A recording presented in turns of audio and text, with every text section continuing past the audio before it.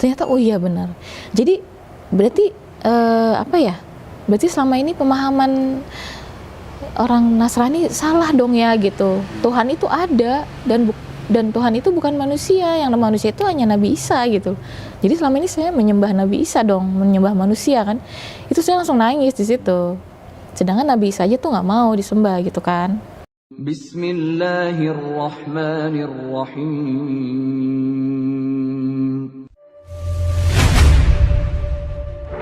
Ya ayyuhalladzina amanu udkhulu fis-silmi kaffah.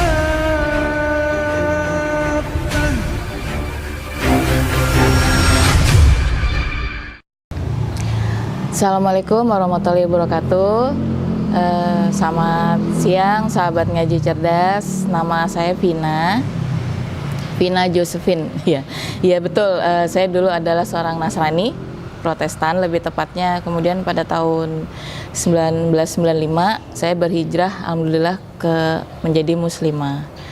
Nah, insya Allah saat ini saya akan berbagi kisah mengenai hal tersebut.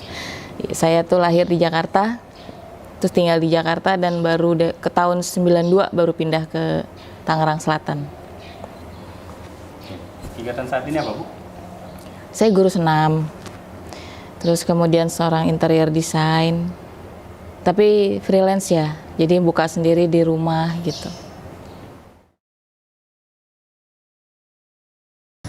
Yang menyebabkan itu karena jawabannya sebenarnya klasik, tapi benar-benar real ya, nyata. Bagi saya yang paling benar itu ya memang hanya Islam. Karena saya tuh sudah baca, sudah belajar, bahkan juga ada mendapatkan pengalaman itu yang jelas-jelas banget fakta gitu. Jadi memang bagi saya yang paling benar itu adalah Islam. Ini dari awal ya, saya ceritain. Jadi dari awal itu saya Nasrani, lahir dari mama saya itu Islam, orang Solo, papa saya itu Belanda, udah pasti Protestan ya. Nah, dari kecil itu saya sudah Nasrani, jadi ke gereja, dibaptis itu pada umur 10 tahun, sekeluarga nih dibaptis. Nah, kemudian mama saya itu masih menjalani Islam, ya. Awalnya memang saya tuh pengennya tuh masuk Islam hanya untuk nemenin mama. Ini awal, tapi mungkin memang nggak bisa ya. Akhirnya pada tahun 90 itu kakak saya masuk Islam. Saya lihat dia sholat di kamar saya stres kan, saya panik gitu ya. Kok kakak saya gitu. Terus saya tanya kan, kenapa? Terus dia bilang yang benar itu Islam. Kakak saya ngomong gitu ke saya. Terus saya tuh masih nggak percaya kan. Udah mulai bimbang tuh di situ. Nah, pada tahun 92 itu saya masuk kuliah. Di situ mama saya mulai sakit ya. Saya berdoa gitu, tolong mama saya. Terus saya kuliah juga. Di kuliah itu saya ketemu teman-teman banyak ya, yang Nasrani ya, Hindu ya, Buddha ya ini. Nah, dari tahun 92 itu jujur banget itu saya bingung. Jadi saya nggak ke gereja. Saya pelajari Islam juga belum mau saat itu. Jadi boleh dibilang selama 3 tahun itu dari 92 sampai 95 itu saya bisa dibilang itu saya nggak punya agama gitu. Saya nggak percaya, bingung. Tapi saya tahu ada Tuhan gitu ya. Tapi saya bingung mau ibadahnya tuh dengan cara apa. Sampai akhirnya mama saya tuh bilang baca nih Al-Quran, bagus. Saya nggak mau. Saya malah baca Tao. Saya punya teman Hindu. Saya ikut dia. Saya ke Buddha dulu, saya baca semua saya baca, dan saya tuh orang yang senang sama sejarah kan, jadi saya tuh sempat terlena gitu sama sejarah, sampai akhirnya saya masih kerasa kayaknya ada yang kurang gitu ya, saya tetap masih bingung gitu mau ibadah, tetap bingung, tetap kayak belum ngeklik gitu loh di hati, walaupun udah ngimpi, udah segala macem gitu ya. Akhirnya saya beli tuh Al-Quran. Saya beli Al-Quran, padahal saya belum tahu saya akan masuk Islam apa enggak. Saya beli Al-Quran yang karena memang saya belum tahu bahasa Arab, jadi saya beli yang terjemahan. Ada Arabnya, ada terjemahan kan. Tapi saya nggak mau langsung baca suratnya, kan saya nggak ngerti. Saya baca mukadimahnya itu loh. awalnya itu yang sejarahnya itu kan ada banyak ya di Al-Quran. Saya baca itu satu-satu. Halaman pertama, halaman kedua, loh kok ada refer ya? Maksudnya ada penjelasannya ada di Alkitab sekian. Saya buka kitab. Jadi saya baca dua tuh, saya baca ini, saya buka kitab. Oh iya, saya baca ini, saya buka.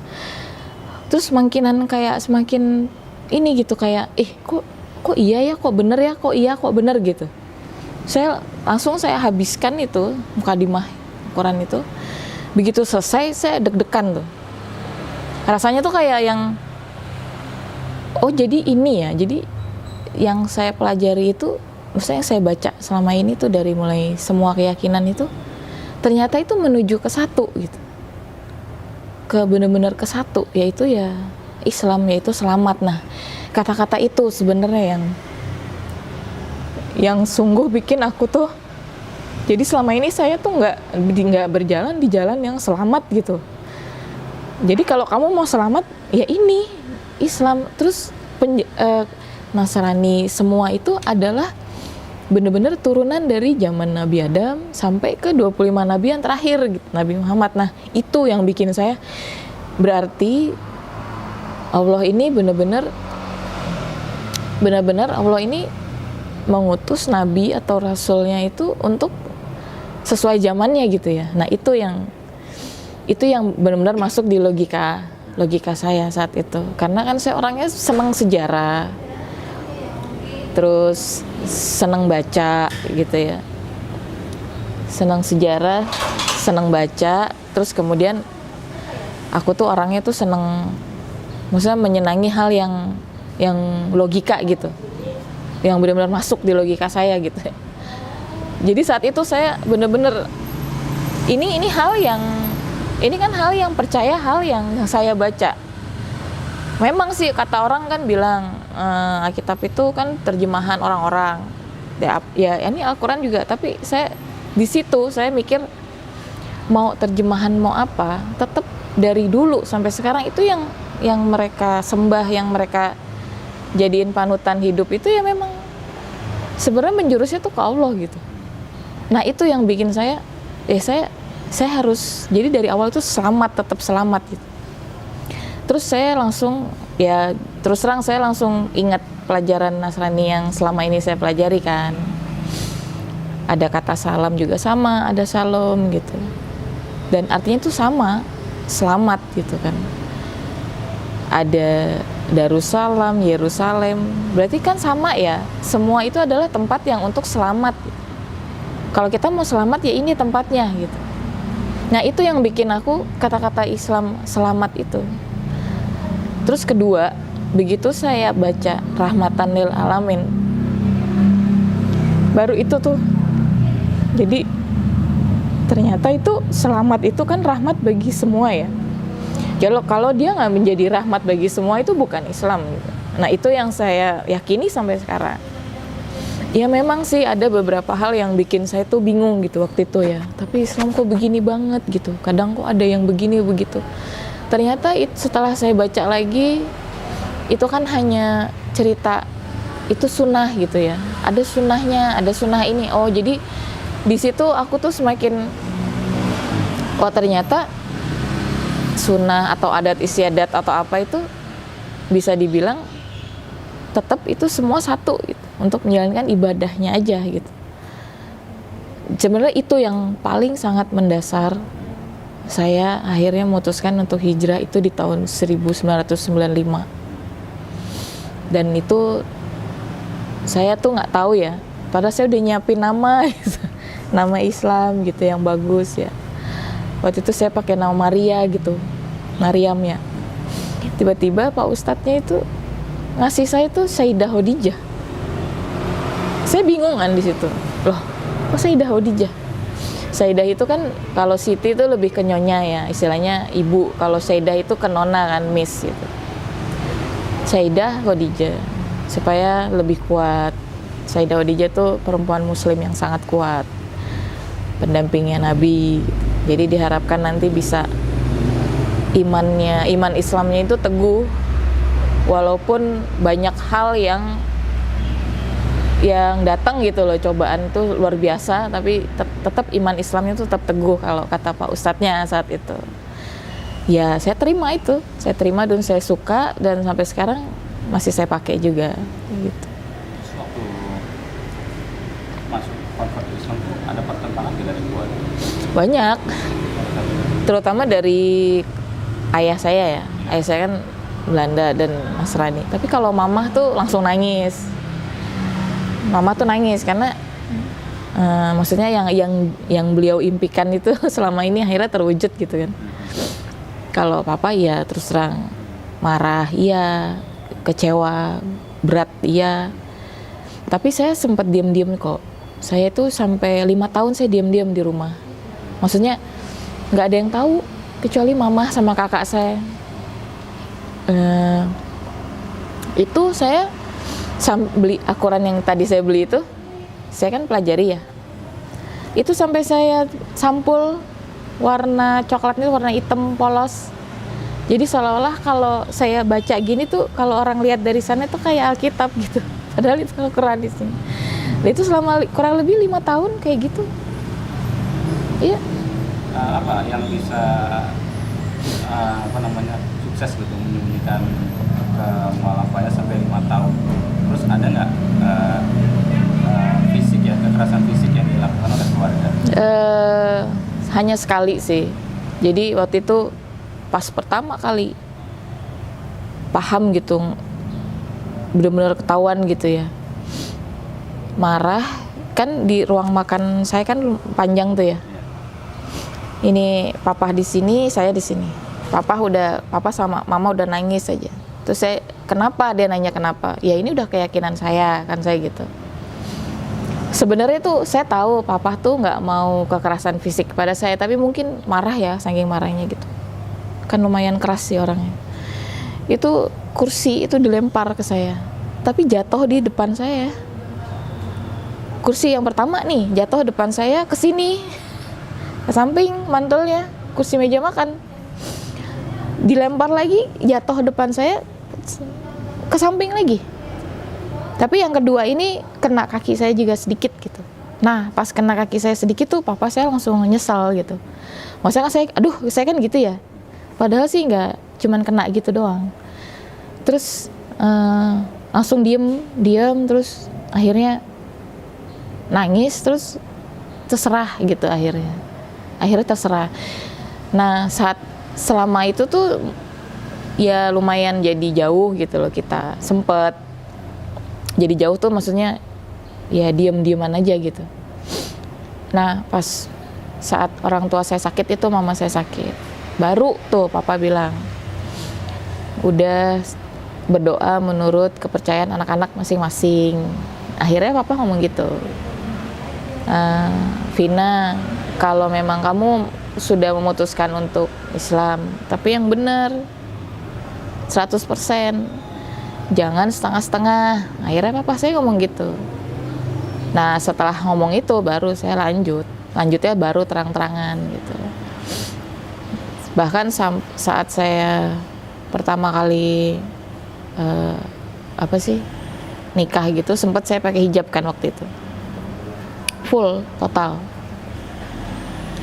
Tapi kemudian kan saya seneng ya dapet pasangan Islam gitu ya, saya seneng lah. Tapi ternyata itu ada masalah gitu,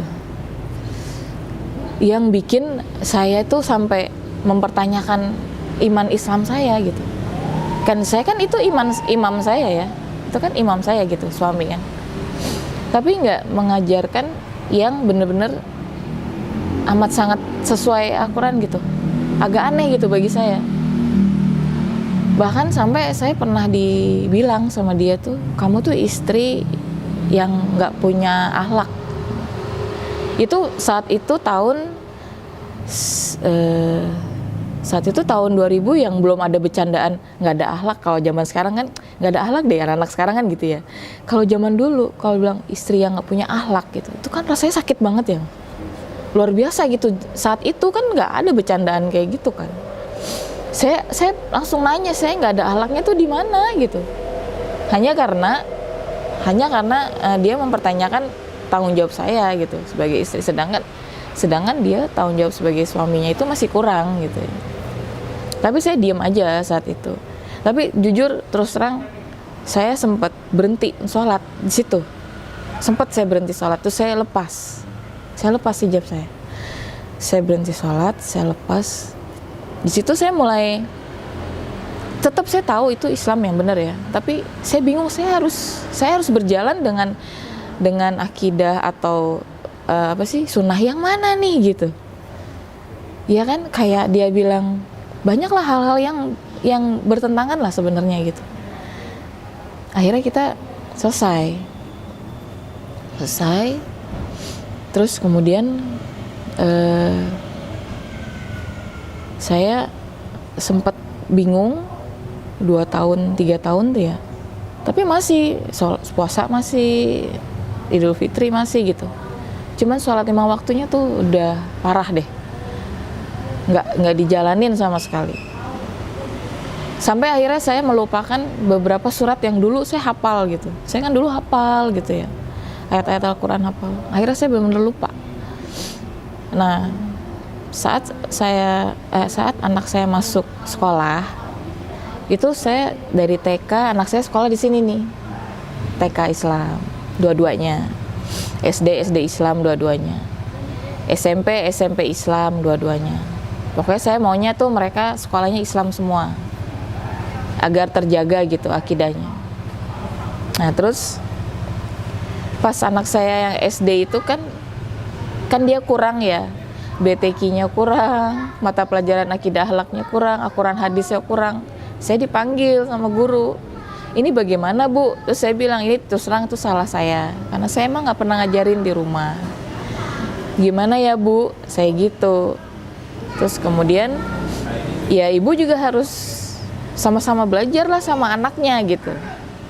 Ya udah akhirnya sedikit demi sedikit anak saya belajar bareng sama saya gitu. Itu anak saya yang pertama. Sama yang kedua juga kurang. Ya akhirnya sampai saat ini saya sama, kan kami bertiga ya, saya sama anak saya tuh bener-bener mempelajarinya itu bareng gitu, bahkan sampai sekarang. Dan anak saya yang pertama itu yang tadi itu dia udah kalau sholat itu dia jadi imam saya gitu. Jadi alhamdulillah banget. Terus sampai sekarang yang kecil itu yang nomor 2 itu sekolah di MTS gitu. Jadi perjalanan menjadi seorang muslimah itu bagi saya itu panjang, bisa dibilang tuh hampir 10 tahun gitu loh. Karena di tahun 95 itu saya masuk, terus saya nikah, terus saya mulai goncang lagi. Itu jujur aja saya goncang lagi, tapi goncang dalam arti bukan iman Islamnya ya, tapi saya bingung gitu cara, jadi saya ibadahnya itu yang bagaimana gitu, sampai melupakan sholat 5 waktu, terus sampai saya tuh lepas hijab juga kan. Nah akhirnya dengan berjalannya waktu, sekarang ini udah berjalan 3 tahun lah kurang lebih ya, itu saya udah mulai kayak mulai dari nol lagi, karena memang saking depresinya waktu itu ya, jadi sampai bingung gitu, saya mau berdoa tuh dengan cara apa gitu.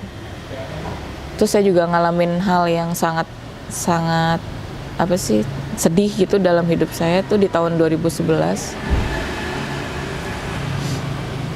Itu baru dari saat mama saya nggak ada 2009, papa saya nggak ada 2014. Nah itu kalau waktu dulu ya, pernikahan 2 agama itu ya di dalam satu keluarga, itu tuh waktu kita masih kecil itu hal yang sangat lucu, sangat enak gitu, merayakan 2 hari raya ya kan, rame gitu. Terus ya pokoknya semua kita rayain, semua kita kayak liburan terus.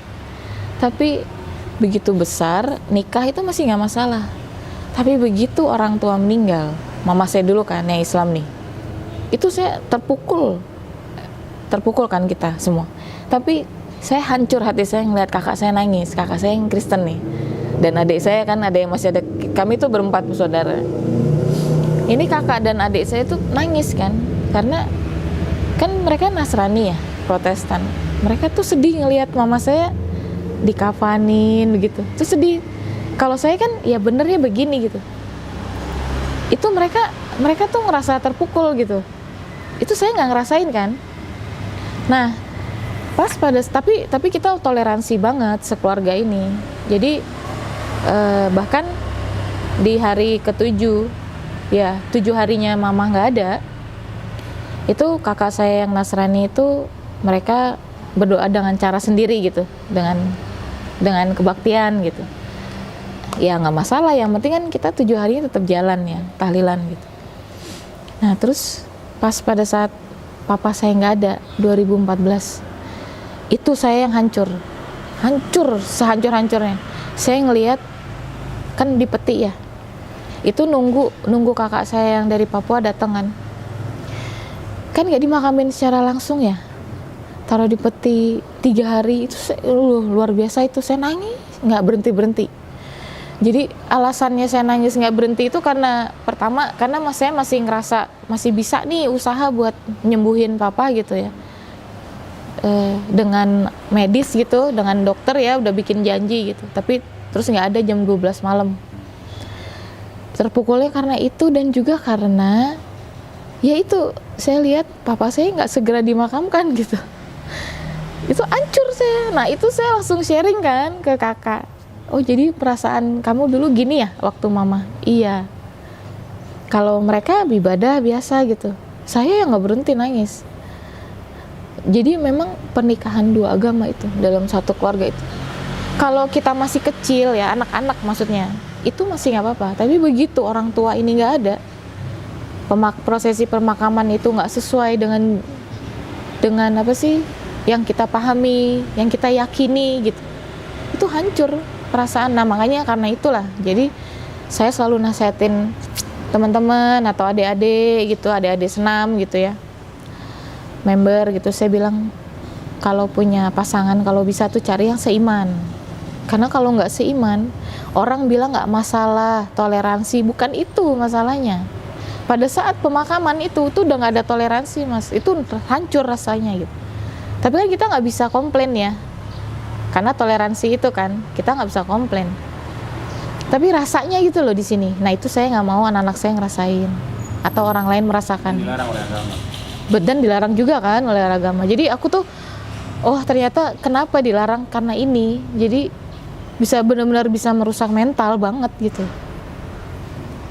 Nah saya pun di suami saya yang kedua itu, saya nikah sama orang Jerman. Itu dia agamanya tuh sempat lain gitu, tapi alhamdulillah masuk Islam.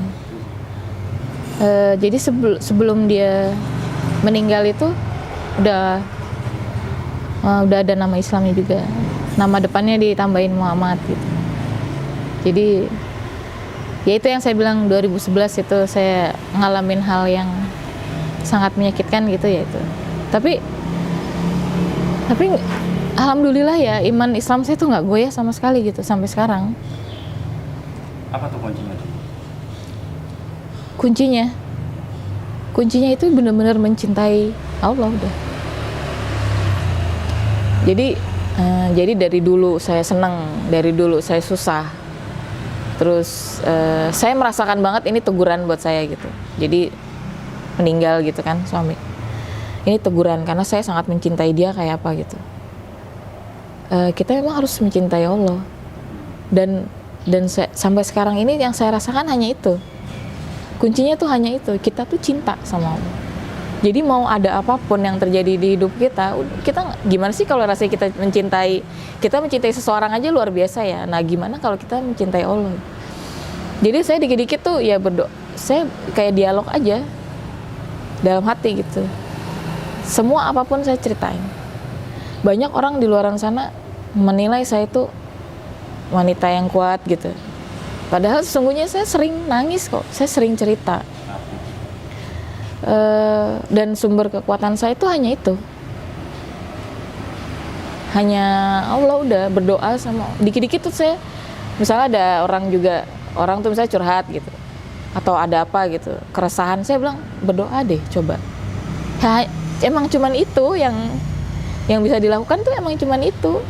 Kalau kita berdoa gitu ya, kita kan berdoa kan pertama cerita masalah kita, ya kan?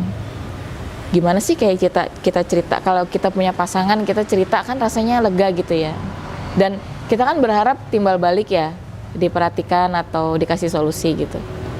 Nah kalau mencintai ikhlas gitu, kalau Allah gitu kita cerita kan. Dari kita cerita aja kan udah plong nih. Terus ya udah percaya aja, yakin aja kalau tarik nafas, yakin bahwa pasti kita ditolong kok. Pasti Allah tuh nolong. Dan itu saya alami itu bener-bener apa ya? Sampai saya tuh punya bercandaan gitu. Allah itu kalau mau kasih pelajaran itu dibayar kontan gitu. Karena bener-bener kelihatan depan mata. Dan saya tuh ngalamin banget. Itu tuh bener-bener sampai saat ini, sampai detik itu tuh masih terjadi gitu dalam hidup saya. Iya. Saya tuh SMP itu bahkan saya masuk di rohani Kristen gitu ya. Saya dari semua keluarga saya yang berempat ini, saya yang dulu waktu SD loh ya, SD SMP itu saya yang paling rajin ke gereja. Dulu. Maksudnya dengan suka hati gitu. Jadi saya ke gereja itu nggak bareng, nggak nunggu diajak mama papa, enggak. Saya lebih milih gereja yang jadwal pagi dulu jam 6 bareng oma opa gitu kan, karena saya emang seneng gitu. Saya seneng baca, saya tuh sangat menyenangi nyanyian ya kan saat itu ya. Terus saya ngerasa kayak saya deket gitu sama Tuhan gitu. Nah itu mungkin masih kebawa tuh, maksudnya saya benar-benar yakin sama Tuhan gitu, sama Allah gitu. Hanya tinggal cara ibadahnya aja yang beda dan keyakinannya itu yang berbeda gitu. Sekarang tuh lebih istilahnya lebih erat lagi gitu. Untuk pertama iya, karena yang saya bilang tadi, saya lihat di Mukadimah Al-Quran itu, saya baca itu sejarahnya Nabi, semua ceritanya itu kan mukadimahnya itu saya baca. Itu kan bercerita tentang yang ada di zamannya Nabi Isa, iya kan? Yang saya pelajari di Alkitab, dan itu ada refernya. Maksudnya pemahaman ini itu ada di Alkitab di surat ini. Saya baca ayat itu gitu. Oh jadi saya tuh gini loh Mas. Banyak yang nanya ke saya emang. Jadi saya itu meyakini 25 nabi ini. Saya yakin banget. Jadi dari awal Nabi Adam sampai Nabi Isa dan Nabi Muhammad itu yang mereka bawa itu adalah Islam. Selamat maksudnya. Tapi kan namanya kan sesuai zaman. Beda. Nah, kitabnya itu dari zaman Nabi Musa gitu ya, Nabi Daud, Nabi Isa. Kitabnya itu kan namanya beda, tapi isinya tuh sebenarnya sama. Nah, yang paling sempurna, kenapa udah nggak ada lagi Nabi setelah Nabi Muhammad? Ini yang saya pelajari dari Mukadimah itu loh ya. Dan saya pelajari dari, saya baca Alkitab gitu loh, sampai kitab terakhir, kitab Wahyu itu. Itu adalah, di Al-Quran ini ya udah yang paling sempurna, paling lengkap. Jadi kisah manusia itu, dari zaman Nabi Adam sampai Nabi Muhammad itu yang paling lengkap itu. Adanya di Al-Quran. Yang bawa Nabi Muhammad. Nabi yang paling terakhir yang bawa hal yang udah sempurna nih, udah nggak ada lagi penyempurnaan di kitab selanjutnya. Jadi kitab Nabi Musa disempurnakan di kitabnya Nabi Daud, kitab Nabi Daud disempurnakan di kitabnya Nabi Isa.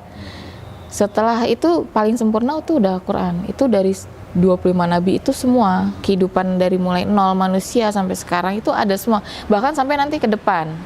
Setelah Nabi Muhammad nggak ada, tetap Al-Quran ini yang dipakai karena emang udah sempurna. Jadi yang udah nggak, apa sih yang nggak ada di Al-Quran, semua ada. Bahkan kejadian sampai sekarang tahun 2022 aja itu semua ada. Up to date ya?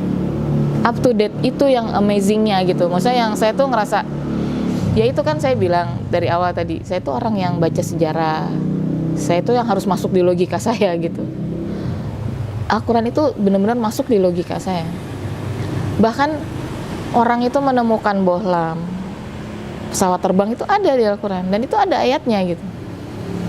Yang itulah yang, terus saya baca sejarah kan, Saya bandingkan dong dengan sejarah, masuk nggak nih? Oh iya, ternyata kayak ilmu aljabar. Kenapa namanya aljabar ya? Karena emang orang-orang Muslim kan yang menemukannya gitu. Nah itu yang jadi bikin saya, oh ya udah bener udah gitu. Jadi kan orang bilang kayak mengotak-kotak-kotakin gitu. Ini Nasrani, ini Islam. Sebenarnya itu dihapus kotaknya. Cara berpikirnya nih, mindsetnya dirubah, itu dihapus semua kotaknya. Jadi sebenarnya dari Nabi Adam sampai Nabi Muhammad nih, itu semua tuh sama, bahwa jangan sebut soal agama ada Islam. Enggak, semua tuh bawahnya tuh selamat, salam, atau rahmatan lil alamin. Namanya aja jadi Islam gitu. Padahal sebenarnya sama. Tapi yang paling sempurna, paling lengkap, udah itu. Itu meyakini itu udah masuk Islam apa sebelum? Saya belum meyakini itu belum. Jadi saya masih dalam explore tuh, baca terus. Meyakini tadi 25 nabi bahwa Nabi Muhammad terakhir itu sudah convert Islam atau belum? Belum, lucu kan? Berarti tidak mengakui Yesus sebagai Tuhan kalau begitu. Kan saya bilang tadi tahun 92 sampai 95 itu saya nggak ada agama kan saya bilang. Karena saya masih explore terus. Jadi saya tuh masuk benar-benar mutusin ya udah saya mau jadi Islam benar-benar maksudnya mengakui secara sipil gitu ya. Ya udah ayo gitu. Karena emang saya udah yakin. Saya tuh tipe orang tuh yang kalau saya nggak yakin saya nggak jalanin. Dan saya tuh harus benar-benar kalau saya mau ini kan hal yang besar ya dalam hidup ya, keyakinan, kepercayaan itu hal yang besar. Jadi saya nggak mau main-main gitu. Yang saya bilang tadi, saya baca ini, saya ikut ke Hindu, ke Buddha, ke semua gitu. Tapi bagi saya tuh kayak masih kurang deh. Kayak di sini tuh kayak masih nanya terus gitu, nyari terus. Di sini gitu Mas. Kalau di hati sih saya tahu, tetap saya yakin ada Tuhan nih, saya percaya sama Tuhan pokoknya. Sama Allah, sama Tuhan, sama Allah gitu ya. Tapi ini bagaimana saya harus hidup nih? Pedoman hidupnya tuh yang mana yang harus saya pakai gitu. Kan saya bingung ya. Terus akhirnya itu tadi saya baca. Terus saya baca Al-Quran. Al-Quran ini Alkitab. Karena di Mukadimah itu, coba deh ntar Mas pulang baca Mukadimah itu. Pasti beda. Jadi Islam itu adalah benar-benar rahmatan lil alamin. Itu kenapa? Karena emang buat semua orang, buat semua umat. Makanya itu akan sangat disayangkan kalau ada orang itu yang masih meyakini Allah itu nggak ada. Itu aneh bagi saya gitu. Karena semua kejadian dari Nabi Adam sampai Nabi Muhammad itu adalah kejadian yang real, yang Allah kasih buat kita untuk dijadikan pelajaran, dijadikan panduan, teladan gitu. Dan semuanya itu ada di Al-Quran. Kisah 25 Nabi itu ada di Al-Quran kan. Jadi istilahnya tuh kalau bahasa anak sekarang tuh nikmat mana lagi gitu yang kamu dustakan. Maksudnya nikmatnya tuh ini udah ada Al-Quran nih, ya udah baca, ya udah pakai gitu buat pedoman kamu mau nyari yang mana lagi kalau bagi aku ya gitu. Nah makanya itu yang aku bilang, cinta aja sama Allah, cinta aja. Kalau cinta sama Allah kan kita pasti pakai pedoman yang Allah kasih dong. Al-Quran udah itu doang, itu aja gitu. Kuncinya tuh itu doang. Tadi kan sering membandingkan Al-Quran dengan Alkitab ya. Kalau di Al-Quran kan ada dilarang makan babi, umat Islam benar patuh gitu. Ada perintah misalkan sholat dan sebagainya gitu ya. Nah kalau di Alkitab lalu melihat Muslim, oh ikut. Lalu ketika membandingkan Alkitab dengan Al-Quran itu melihat umatnya tuh kayak gimana? Ada perbedaan nggak? Itu saya nangis sih, terus terang. Nangisnya tuh karena berarti selama ini saya menjalani hal yang seperti itu gitu ya. Yang saya tahu ini kan salah gitu. Terus saya langsung inget keluarga saya dong, kakak saya, ya nggak sih? Saya inget kakak saya dong ya. Kakak saya kan gimana nih saya cara ngomong ke dia gitu ya, ngasih tahu gitu, Din salah tahu gitu atau gini. Cuman ntar aja deh gitu. Saya kayaknya mau ngasih taunya tuh mungkin dengan perbuatan aja dulu gitu. Ya kan nggak mungkin dengan omongan gitu. Nah, saya ralat sedikit. Saya itu Al-Quran dan Alkitab itu saya nggak ngebandingin Mas. Kalau Mas baca Mukadimahnya Al-Quran, itu di situ ada jelas. Di situ misalnya cerita tentang Nabi Muhammad yang akan datang gitu, yang akan ada nabi yang akan datang membawa kitab gulungan terakhir gitu. Nah, itu penjelasannya kalau di Alkitab tuh ada di kitab Wahyu ayat seberapa gitu. Nah, itu saya langsung cari, oh iya. Terus saya baca lagi ada penjelasannya. Ada penjelasannya di Alkitab ini. Saya cari, iya.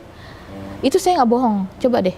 Jadi Itu mengkonfirmasi gitu. konfirmasi, makanya ya refer ya, maksudnya mengkonfirmasi gitu. Ternyata oh iya benar. Jadi berarti apa ya? Berarti selama ini pemahaman orang Nasrani salah dong ya gitu. Tuhan itu ada dan Tuhan itu bukan manusia. Yang manusia itu hanya Nabi Isa gitu. Jadi selama ini saya menyembah Nabi Isa dong, menyembah manusia kan. Itu saya langsung nangis di situ. Sedangkan Nabi Isa aja tuh nggak mau disembah gitu kan. Nah terus yang satu lagi sebenarnya yang bikin saya kebuka matanya itu, jadi di Nasrani itu ada satu kitab yang dilarang banget dibaca, Injil Barnabas namanya. Itu bagi kita dulu Injilnya setan gitu, Dajjal gitulah, Antichrist gitu. Dan aku beli dong. Aku belinya susah, tahu nggak? Aku beli susah banget. Aku beli itu di Mester dulu, Kampung Melayu kan. Aku kan sekolah kan di Tebet ya. Kan banyak buku-buku bekas. Aku cari ke beberapa toko itu nggak ada yang jual, tahu? Nggak ada. Aku bingung kan. Akhirnya terakhir tuh alhamdulillah saya udah capek. Saya sendirian dong, nggak mungkin sama teman-teman saya gitu. Saya udah mau pulang, waktu itu udah lagi nunggu Metro Mini ya waktu itu. Tiba-tiba satu lagi deh, toko ini nih gitu. Sekarang udah nggak ada sih, Esther ya. Tokonya tuh nggak kecil gitu, lumayan besar kok. Saya cari ada Injil Barnabas nggak? Dia kaget, tinggal satu kata dia. Oh ya, saya beli deh. Terus saya beli udah. Itu saya megang itu gemeteran loh. Ya kan yang saya yakini kan itu Injil setan gitu ya. Pokoknya nggak boleh baca gitu, bahaya gitu kan. Tuhan marah gitu. Jadi saya benar-benar patuh gitu. Takut banget nih, saya kayak mau baca udah. Sampai rumah tuh saya nggak buka-buka, saya langsung masukin lemari. Saya gemeteran, seluruh badan saya gemeteran mas. Terus akhirnya pas satu waktu saya penasaran kan. Setelah saya baca gitu kan Al-Quran ini, apa iya di Injil Barnabas membicarakan ini gitu. Ya udah akhirnya saya buka dong, megangnya aja gemeteran. Saya buka aja tuh gemeterannya luar biasa. Begitu saya buka, mana setannya? Nggak ada setan-setannya. Jadi itu si Barnabas ini menceritakan tentang lahir akan nanti yang datang itu namanya Muhammad. Itu dijelasin. Itu buku-buku udah zaman dulu banget itu. Kertasnya itu waktu saya beli zaman dulu itu udah kuning. Tapi sampai sekarang masih ada di lemari saya.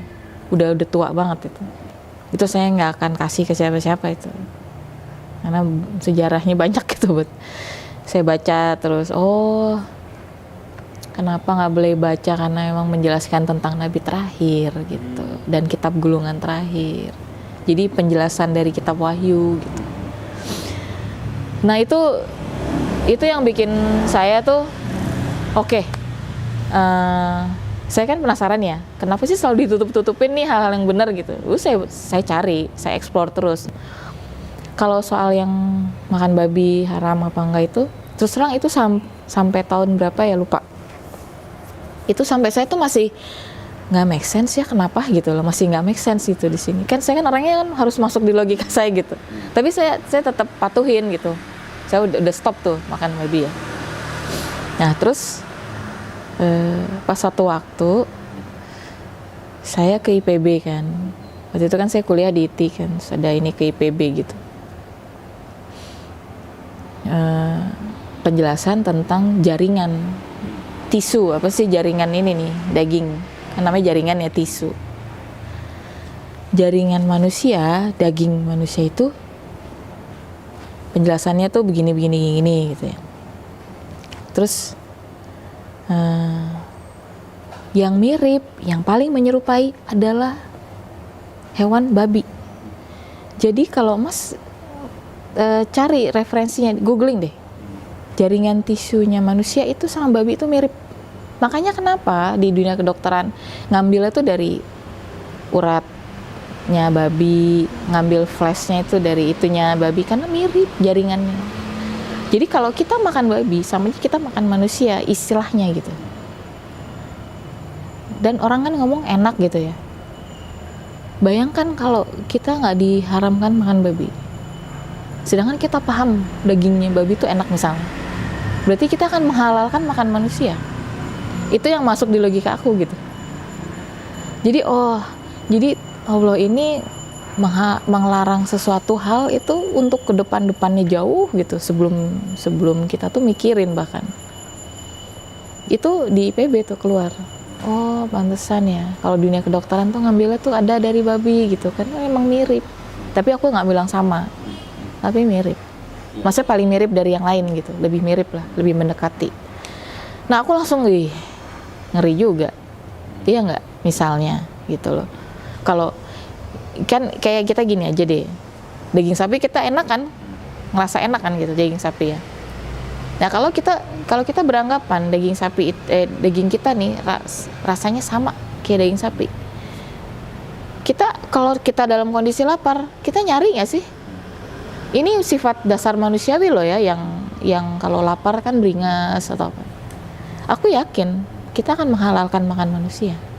Makanya itu bahaya banget gitu. Makanya itulah kenapa kita mulai sekarang tuh berhentilah makan babi. Soal ada penyakit dan sebagainya ya, betul. Babi itu adalah hikmah daripada betul. Larangan. Tapi larangan itu sendiri adalah syariatnya. Iya.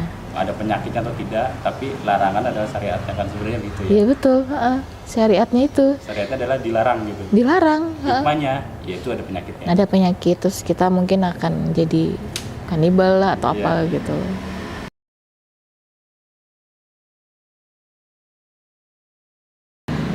Yakin. Tipsnya tuh cuman itu, yakin dan percaya. Saat kita masuk Islam, ya kita cinta sama Allah, kita percaya dan yakin sama Allah gitu. Dan kita jalani gitu apa yang ada di Al-Quran ya. Kita jalani semua syariatnya ya. Yakin Allah itu bersama dengan kita, dan yakin aja hidup kita itu akan amat sangat sejahtera gitu. Ya, cobaan pasti ada. Ya nggak mungkin, manusia tuh nggak mungkin nggak ada cobaan. Kesedihan itu pasti ada. Up and down-nya tuh luar biasa. Saya ngalamin. Tapi yakin aja, dan kita harus ikhlas. Yakin, ikhlas, bersyukur. Tipsnya ada satu ayat yang paling saya suka di Al-Quran. Itu sampai sekarang itu selalu setiap hari itu selalu saya ingat setiap bangun pagi. Surat Maryam, ayat yang paling terakhir, 200. Itu bagi saya itu menjelaskan tentang 3 tingkatan sabar. Pertama, bersabarlah kamu. Kedua, dikuatkan kesabaran kamu. Terus ketiga, sebelum kesabaran kamu ini diuji, kamu prepare, berjaga-jaga agar kesabaran kamu ini tetap sabar. Jadi seandainya nih kita udah sabar, terus kita ngalamin hal lagi, kuatin kesabarannya. Terus kita ngalamin hal lagi, ya kesabaran yang udah dikuatkan itu ya dijaga supaya tetap sabar. Jadi bagi aku tuh ayat yang luar biasa, 3 tingkatan sabar. Nah, sabar itu bagaimana kita bisa sabar? Karena kita yakin, kita percaya Allah itu sama dengan kita kok, bersama dengan kita gitu. Kalau Allah bersama dengan kita kan bersyukur ya, kita akan ikhlas. Kalau kita ikhlas, kita pasti sabar. Sabar itu belum tentu ikhlas, tapi kalau kita ikhlas, kita udah pasti sabar. Aku sih tipsnya hanya itu, karena emang itu yang aku alami, yang aku jalani. Untuk soal duniawi ya, mau dia warisan atau hal-hal lain, bagi aku itu duniawi. Jalani aja hidup.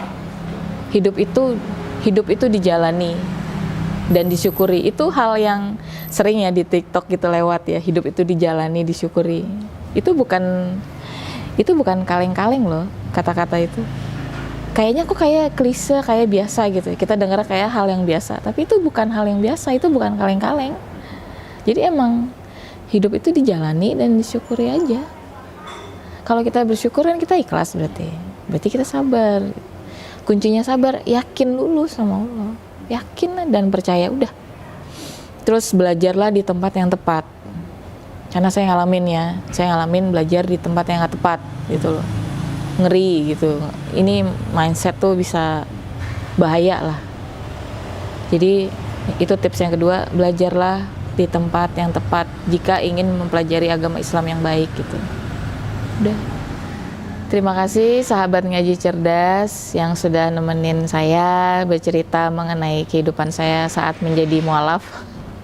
Mudah-mudahan berkenan dan maaf jika ada kata-kata saya yang salah atau tidak berkenan di hati.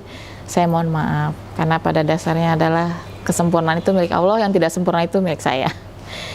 Yakin dan percayalah bahwa Allah itu bersama dengan kita selalu dan Islam itu adalah agama yang benar. Assalamualaikum warahmatullahi wabarakatuh.